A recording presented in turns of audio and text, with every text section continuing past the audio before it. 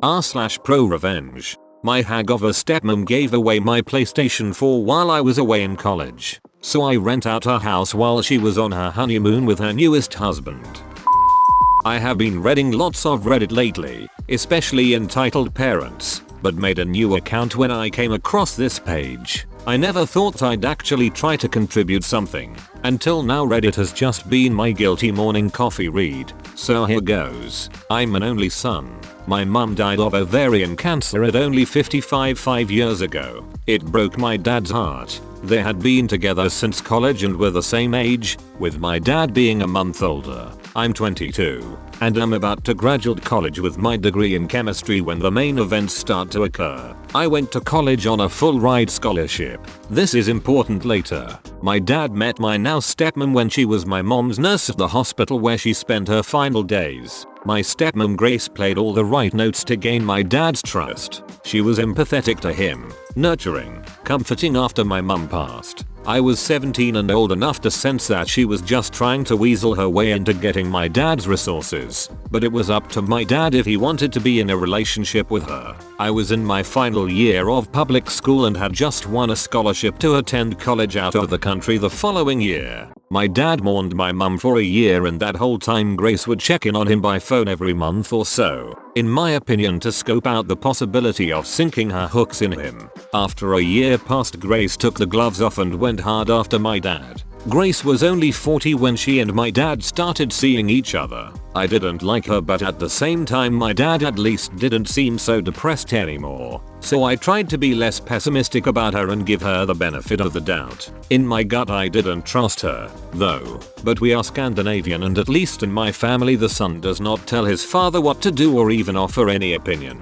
Grace is from the Czech Republic if you're wondering. My father was a very successful banker during his career and amassed quite a portfolio of wealth. I'll spare you the details, but after 6 months of dating, Grace and my father are married. My dad never really got over my mum though, and he was getting weaker and weaker even though he was only 57. Since his health was fading, he called me to him and asked me point blank, "Boy, what do you need to set you up in this life?" I told him I don't need anything. I'm a man and can take care of myself. But what are you even talking about, Dad? You're going to be around for decades yet. I did remind him that he had living sisters with children, my aunts and cousins. I also reminded him that I had a full scholarship to college, so don't worry about giving me any cash. He was dead only a year later at 59. I of course have seen lots of Hollywood movies, so I consider the conspiracy theory that maybe my dad's nurse wife poisoned him and made him sign over all his money to her. But I really honestly do not think that's what happened. Other relatives didn't like Grace either, but they knew my dad was totally in love with my mum and that her death utterly broke him. Well, long story short, my dad bequeathed his 5-bedroom house to me even though I wasn't expecting it and didn't ask for it. He gave a small endowment to each of his sisters and their children. He left about 80% of all his existing money to Grace, which amounted to several hundreds of thousands of dollars. My dad ignored me because he's generous to a fault and still gave me several tens of thousands of dollars, which were of course very useful to me. Grace tried to put on a friendly front, but I could tell she was angry as hell that she didn't get my dad's house, too. That belonged to me, and I had the legal papers to prove it. She was especially mad because we live in an extremely upscale and trendy location, and houses are hard to come by and easily sold for massive profit.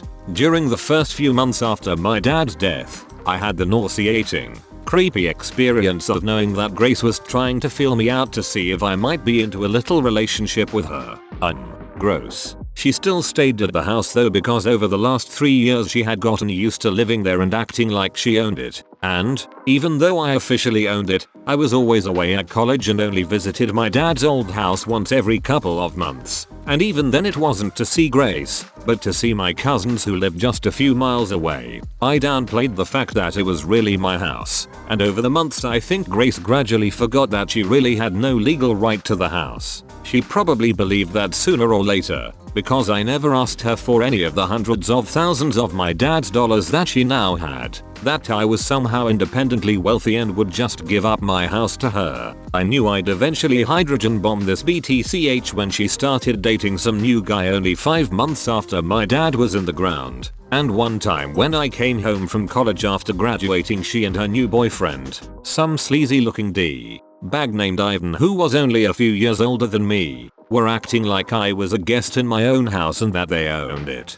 I played along. Grace told me she gave away my PlayStation 4 to Ivan's cousin because I'm too old to play with video games. I don't even know this motherfucker and you'd give him my PS4 to give away to some other shitty who I also don't know? I quickly changed all my network passwords that same day. I smiled but I knew what I had to do eventually. She also said that she and Ivan were getting married because I just can't mourn your father forever. I have to move on with life. I tell her that I graduated college and already secured employment with a local firm and will soon find a new place to live. She looks thrilled, especially the part where it looks like I'll soon have a new place to live. Then in a patronizing way she tells me, "You always have a place in our house though. You are welcome to stay whenever you please."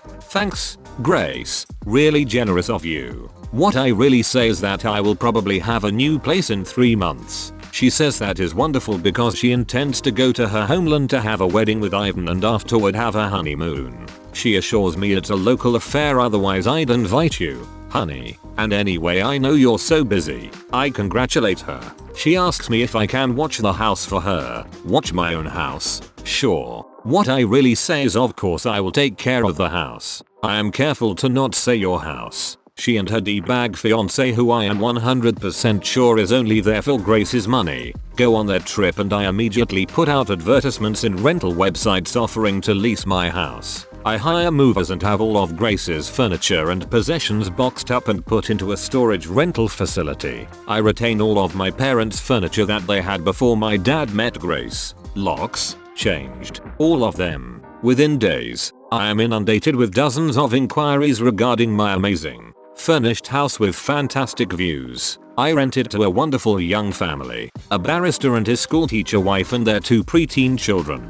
They pay me their first and last month's rent and sign a lease for a year. I warned them about my crazy stepmom who thinks this is her house, but I present them with contact information to my lawyer, the same lawyer my dad retained, in case they need any assurance that I'm on the level. I also give my lawyer the information about the storage facility, including the fact that I generously paid 4 months of storage in advance, which is a whole month longer than Grace's Czech honeymoon adventure. I then found a great apartment in the city near my new place of work. There I met a woman in a restaurant I frequent at night after a long workday. We have been dating 6 months now and are engaged to be married. Grace of course tried to shriek and cause trouble when she realized she got kicked out of my house, but my lawyer quickly shut her mouth without my having to ever speak to her garbage face again. From what I hear, her and her trash husband left the country and I assume they're blowing through my dad's money and will soon be broke like chavs usually become when they taste a little bit of what they think is the good life.